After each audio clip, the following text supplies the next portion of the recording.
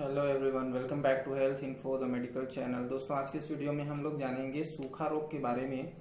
सूखा रोग यानी जिसे कि रिकेट्स भी कहते हैं, बहुत ही फेमस है और इसके बारे में आप लोगों ने स्कूल में भी पढ़ा होगा क्योंकि पाठ्यक्रम में इसको शामिल किया गया है।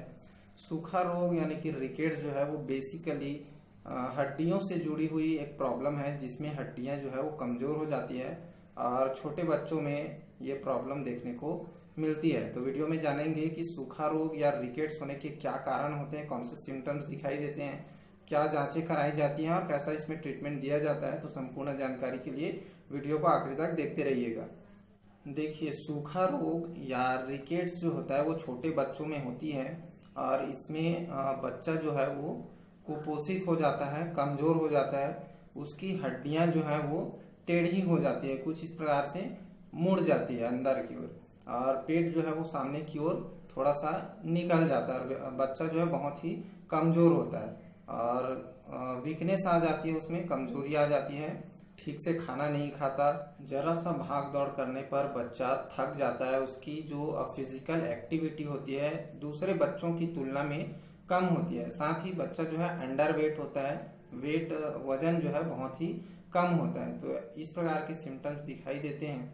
तो इसमें कारण क्या है? तो इसका कारण जो है विटामिन डी, कैल्शियम इसकी कमी होने की वजह से, साथ ही पोषक तत्वों के कमी होने की वजह से बच्चों में ये प्रॉब्लम होती है। तो विटामिन डी और कैल्शियम ये दोनों ही बहुत ही ज्यादा जिम्मेदार होते हैं हमारे हड्डियों को मजबूत बनाने के लिए और इसकी कमी से हड्डियों का जो स्ट्रक्चर होता है थोड़ा सा चेंज हो जाता है, अंदर की ओर मुड़ जाती है, जिससे कि हड्डी जो है वो कमजोर हो जाता है। और इसमें क्या होता है कि जो बच्चे प्रीमेच्योर बर्थ होता है, जिन बच्चों का समय से पहले जिनका जन्म होता है उसमें इसकी चांसेस जो है वो ज्यादा होते हैं क्योंकि बच्चा जो है समय से पहले जन्म लेता है तो वो थोड़ा सा वजन उसका कम रहता है, कमजोर रहता है। तो इसका एक कारण है। दूसरा कारण है कि जब कभी कोई महिला बच्चे को जन्म देती है और वो डेथ हो जाती है महिला की, तो बच्चे को प्रॉपर न्यूट्रिशन नहीं मिल पाता, माँ का दूध नहीं मिल पाता, तो उसमें विटामिन डी, कैल्शियम, फास्फोरस इसकी कमी होती है, साथ ही दूसरे पोषक तत्वों की भी कमी हो जाती है। तो ये दूसरा कारण है। तीसरा कारण इसमें कि गरीबी भी को भी मान सकते हैं।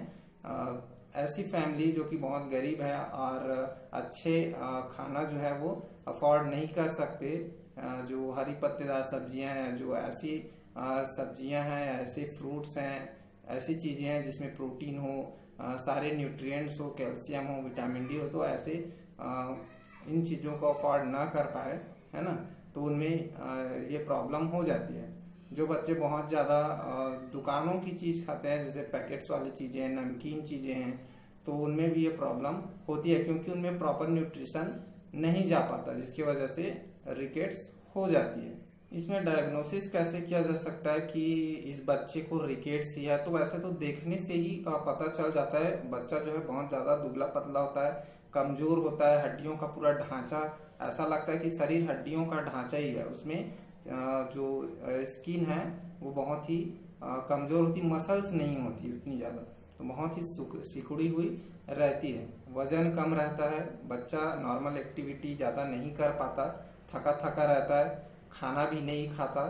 तो इस प्रकार से इसको देखा जाता है और साथ ही इसमें कुछ डायग्नोसिस भी कराया जा सकता है, जैसे कि जरूरत पड़ने पर सीबीसी कराया जा सकता है, विटामिन डी की जांच कराई जा सकती है, कैल्शियम की जांच कराई जा सकती है और इसके साथ ही बोन बायोप्सी भी कराई जा सकती है, ये डेंसिटी को चेक करने के लिए कि हड्डी कितना मजबूत है। तो ये चीजें इसमें कराई जाती हैं जांच कराने के लिए, है ना। और इसमें रिस्क क्या होता है? जिस बच्चे को रिकेट्स होता है तो भाई नॉर्मल एक्टिविटीज उतना नॉर्मली नहीं कर पाता जो दूसरे बच्चे कर पाते हैं, जो फिजिकल एक्टिविटीज होती है उसमें पिछड़ जाता है, वजन कम रहता है। तो इस प्रकार से देखने में बच्चा रहता तो है, सामने है, लेकिन वो बहुत ही कमजोर रहता है।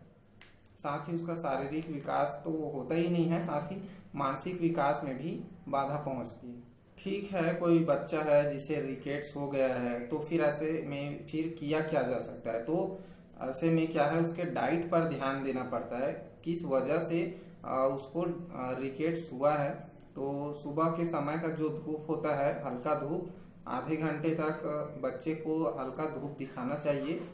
शरीर के कपड़े को हटाकर डायरेक्ट सनलाइट स्किन में पड़ना चाहिए बॉडी पे। तो इससे क्या है, विटामिन डी जो है बच्चे को मिलता है। और विटामिन डी जो है वो कैल्शियम के एब्जॉर्प्शन के लिए बहुत जरूरी है। इसके बिना कैल्शियम भी कोई काम का नहीं होता। और साथ ही ऐसे फूड्स देने चाहिए जिसमें कि कैल्शियम हो, विटामिन डी हो, प्रोटीन हो। जैसे कि बच्चे को दूध पिलाया जा सकता है, इसमें कैल्शियम मिलता है। साथ ही अंडे को भी उबाल कर खिलाया जा सकता है। पीला हिस्सा तो देना ही है, व्हाइट हिस्सा भी देना है, क्योंकि इसमें बच्चे को फैट मिल जाता है, प्रोटीन मिल जाता है, कैल्शियम मिल जाता है। तो ये चीजें देनी है। साथ में हरी पत्तेदार सब्जियां देनी है, क्योंकि हरी पत्तेदार सब्जियों में भी अच्छी मात्रा में कैल्शियम पाए जाते हैं। साथ ही लिक्विड डाइट देनी है, जैसे फलों का जूस दिया जा सकता है, फल भी खिलाए जा सकते हैं, है ना। तो इस प्रकार से इसको जो पोषक तत्वों की कमी है उसको पूरा करके रिकेट्स को ठीक किया जा सकता है। साथ ही कुछ मेडिसिन भी हैं। इसमें ट्रीटमेंट की बात करें तो बच्चों को कुछ कैल्शियम और विटामिन डी के सप्लीमेंट्स दिए जा सकते हैं, जैसे कि ऑस्टोकैल्शियम, कैल्शियमैक्स पी, कैल्शियमैक्स टी, ये सिरप आते हैं। इसके अलावा और भी कई पॉपुलर ब्रांड्स हैं जिसमें कि कैल्शियम, विटामिन डी, फास्फोरस, ये सारी चीजें बच्चे को मिल जाती है। और 15 दिन से लेकर 1 महीने में बच्चे को अच्छा फायदा होता है, रिकवरी हो जाती है, देखने को मिलेगा। तो इस प्रकार से इसका ट्रीटमेंट दिया जाता है। साथ ही प्रोटीन की कमी को पूरा करने के लिए प्रोटीन एक्स, GRD, ये कुछ पॉपुलर ब्रांड्स हैं, तो इसको दिया जा सकता है। इसके अलावा मल्टीविटामिन सिरप भी बच्चे को दिया जा सकता है, जैसे कि well baby, A to Z, mac total, ये कुछ ब्रांड नेम है, इनका उपयोग किया जा सकता है। और इसको कितनी मात्रा में देना है और कब तक देना है, ये बच्चे की एज, उसका वेट और बच्चे की सीवियरिटी के अकॉर्डिंग होती है। और इसके अलावा कोलेकैल्सिफेरॉल का सैचेट भी आता है, जिसे कि दूध में मिलाकर बच्चे को पिलाया जाता है। तो इस प्रकार से ट्रीटमेंट किया जाता है रिकेट्स का। यदि आपके घर में या आसपास कोई बच्चा है जो कुपोषित है, रिकेट्स है, तो ऐसे में उस बच्चे को तुरंत ही डॉक्टर को ले जाकर दिखाएं, जिससे कि उसको सही समय पर ट्रीटमेंट मिल सके। और साथ ही उसके डाइट में भी जो मैंने डाइट बताई उस हिसाब से उसको चेंज करें और हेल्दी डाइट दें, जिससे कि बच्चा जो है वो तंदुरुस्त रहे। तो उम्मीद करता हूँ वीडियो आप लोगों को समझ में आ गया होगा। समझ में आया तो जरूर से इसे लाइक करें, शेयर करें, चैनल पे नए हैं तो सब्सक्राइब कर लें। और यदि आपकी कोई सवाल है तो जरूर से कमेंट बॉक्स में कमेंट करें, मैं जवाब देने की कोशिश करूंगा। मिलते हैं नेक्स्ट वीडियो में। Thank you for watching this.